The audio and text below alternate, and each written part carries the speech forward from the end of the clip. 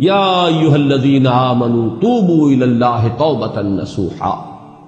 اہل ایمان رجوع کرو اللہ کی جناب میں، لوٹو پلٹو توبہ کرو، اور وہ توبہ بھی نہایت خالص توبہ۔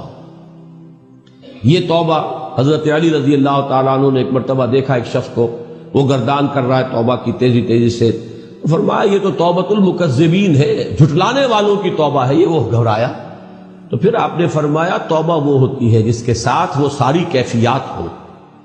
شدید ترین پشیمانی ہو کہ میں کیا کر بیٹھا ہوں،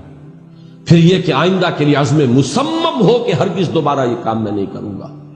اور نہایت گڑ گڑا کر اللہ سے اس کی دعا جو ہے اس کی معافی طلب کی جائے۔ یہ قلب کی گہرائیوں سے جب تک یہ توبہ نہیں نکلے گی یہ توبہ نہیں ہے۔ تو توبۃ النصوح، یہ نصح کا لفظ جو آتا ہے عربی زبان میں، یہ ہے کسی شے کے خالص ہونے، کوئی اس میں ملاوٹ نہ ہو۔ توبۃ النصوح، یہ توبۃ النصوحہ، خالص توبہ کرو، دل کے ایک گہرائیوں سے توبہ کرو، اور صمیم قلب سے توبہ کرو، عزم مصمم کے ساتھ توبہ کرو کہ پروردگار جو خطا ہو گئی ہے بخش دے، آئندہ تیرے کسی حکم کے خلاف کوئی حرکت نہیں کروں گا، خاص طور پر وہ خطا جو معین ہے اس کے بارے میں تو تعین کے ساتھ فیصلہ ہو کہ دوبارہ نہیں کروں گا۔ اس میں ہو سکتا ہے، جیسا کہ میں نے شاید آج دن میں کسی گفتگو میں عرض کیا تھا، بعض طبائع ہوتی ہیں مریض، ان کی قوت ارادی جو ہے کمزور ہوتی ہے، اس وقت وہ خلوص دل سے بھی اگر طے کر لیں کہ یہ کام دوبارہ نہیں کروں گا تو وہ کمزور قوت ارادی کی وجہ سے اس پر قائم نہیں رہ سکتے، کل یا پرسوں یا کچھ عرصے کے بعد پھر پھسل جاتے ہیں۔ اس سے وہ توبہ باطل نہیں ہوگی، اس بات کو سمجھیے، یہ نہ سمجھیے کہ میں انکریج کر رہا ہوں، لیکن مسئلے کو سمجھ لیجیے۔ جس وقت انسان توبہ کر رہا ہے اس وقت عزم مصمم کا ہونا ضروری ہے۔ اب یہ اللہ جانتا ہے ہمارے دل کے اندر کے حالات کو، ہماری کیفیات کو، اگر اس وقت عزم مصمم ہے تو توبہ صحیح ہو جائے گی، پھر اگر خطا ہو گئی پھر توبہ کرو، پھر خطا ہو گئی اور پھر توبہ کرو۔ باز آ ہر چہ ہستی باز آ، گر کافر و گبر و بت پرستی باز آ، این درگہ ماں درگہ نومیدی نیست، صد بار اگر توبہ شکستی باز آ۔ اگر 100 مرتبہ بھی توبہ ٹوٹ گئی ہے کوئی پرواہ نہیں، جب تک یہ زندگی کا تسلسل چل رہا ہے، معلم یغرغر، جب تک کہ وہ گھنگرو نہیں بولا ہے آ کر حلق میں، اور نزع اور جان کندنی کا عالم شروع نہیں ہو گیا ہے، اس وقت تک توبہ کا دروازہ کھلا ہوا ہے۔ لیکن جس وقت توبہ کر رہا ہے آدمی، اب یہ آدمی اپنے آپ کو دھوکہ دے لے گا تو دوسری بات ہے، لیکن اللہ جانتا ہے اس وقت اگر عزم مصمم ہے تو توبہ درست ہو جائے۔ تو جو بھی معاملات ہیں اللہ اور بندے کے مابین، اس میں 3 شرائط ہیں کہ جو علماء نے معین کی ہیں۔ ایک حقیقی پشیمانی، وہ پشیمانی جس کے لیے اقبال کا وہ شعر بہت مشہور ہے جو انہوں نے نوجوانی میں کہا تھا، اور داغ دہلوی اس مجلس میں موجود تھے جہاں علامہ نے یہ شعر پڑھا ہے، تو انہوں نے بڑی داد دی تھی کہ میاں اس عمر میں اور یہ شعر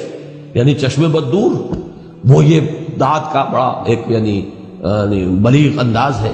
وہ شعر کیا تھا؟ موتی سمجھ کے شان کریمی نے چن لیے، قطرے جو تھے میرے عرق انفعال کے، شرمندگی کے احساس سے پیشانی کے اوپر اگر پسینہ آ گیا ہے، شرمندگی ہے اللہ میں یہ کیا کر بیٹھا، اللہ مجھ سے کیا ہو گیا، تو یہ شرمندگی سے اگر عرق آلود ہو گئی ہے پیشانی، تو اللہ کو یہ اتنی محبوب ہے کہ موتی سمجھ کے شان کریمی نے چن لیے، قطرے جو تھے میرے عرق انفعال کے۔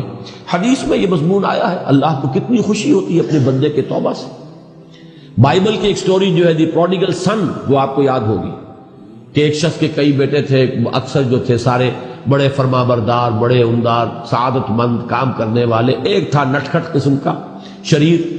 وہ اپنی دولت بھی بٹوا کے لے گیا، اور پھر وہ بہت سال کے بعد آیا ہے تو سخت یعنی فقیری کے اور قلاشی کے عالم میں باپ نے واقعی سب سے توجہ ہٹا کر اپنی ساری محبت کا برکت پھر اس بچے کو بنا لیا، اپنے بیٹے کو۔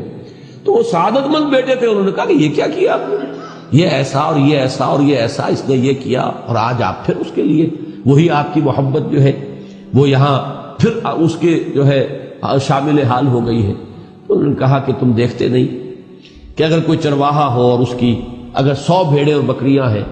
تو اگر کوئی بھیڑیا کسی ایک بکری کو اٹھا کر لے جائے تو وہ 99 کو چھوڑ کر اس کے پیچھے بھاگتا ہے اس کو بچانے کے لیے۔ جو میرے ہیں وہ تو ہے ہی ہے،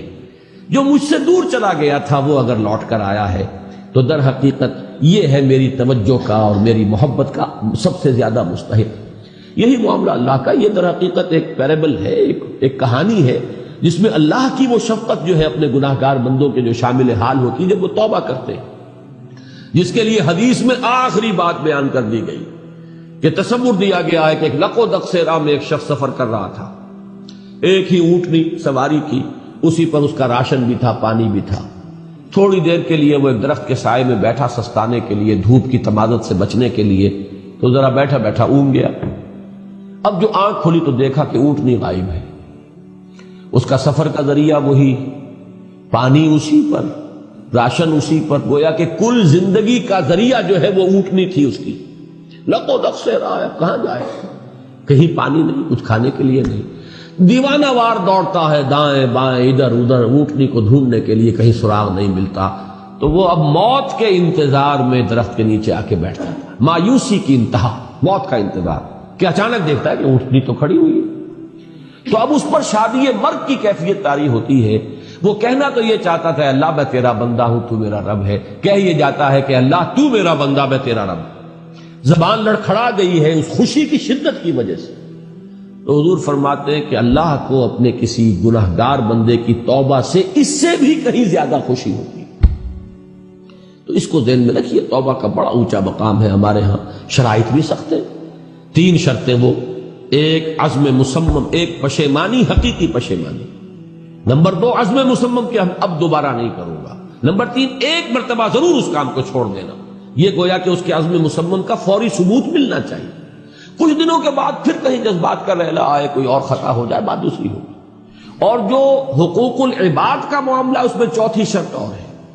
اس لیے کہ حقوق العباد کی کوتاہی جو ہے اللہ تعالیٰ معاف نہیں فرمائیں گے۔ وہ تو وہی بندہ ہے جس کی آپ نے حق تلفی کی ہے، کسی کی غیبت کی ہے، کسی کی چغلی کھائی ہے، کسی پر تہمت لگائی ہے، کسی کا مال ہڑپ کیا ہے، کسی کو دھوکہ دیا ہے، کسی کی عزت پر حملہ کیا ہے، تو وہ تو وہی معاف کرے گا۔ یا یہ کہ آپ کی جو نیک اعمال ہیں وہ اس کو دے دیے جائیں گے قیامت کے دن، اور اگر آپ کے اعمال ختم ہو جائیں گے تو اس کے گناہ جو ہے وہ آپ کے کھاتے میں ڈال دیے جائیں گے۔ بہرحال جو 4تھی شرط ہے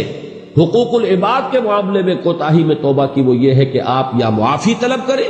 یا تلافی کریں اس شخص کی جس کے حقوق کو آپ نے تلف کیا۔